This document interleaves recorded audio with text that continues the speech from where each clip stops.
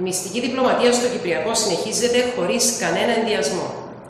Από τη μία, ο κύριος Άιντα ακούει μόνο απόψεις με τις οποίες συμφωνεί και πραγματοποιεί συναντήσεις μόνο με τον Δημοκρατικό Συναγερμό και το ΑΚΕΛ, δηλαδή με τα κόμματα που τροχοδρομούν την επαναφορά του σχεδίου Ανάν.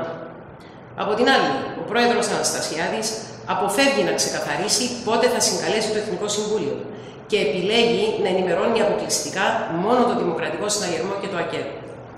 Έχουμε φτάσει στο σημείο το Κυπριακό να την χάνει συνδιαχείρισης από το Προεδρικό, τον ΔΣ και το ΑΚΕΛ, ενώ ο λαός και οι υπόλοιπες πολιτικές δυνάμεις παραμένουν στο σκοτάδι. Καλούμε εκ νέου τον Πρόεδρο της Δημοκρατίας να σταματήσει την μυστική διπλωματία και την πολιτική της συσκότησης και να συγκαλέσει επιτέλους το Εθνικό Συμβούλιο.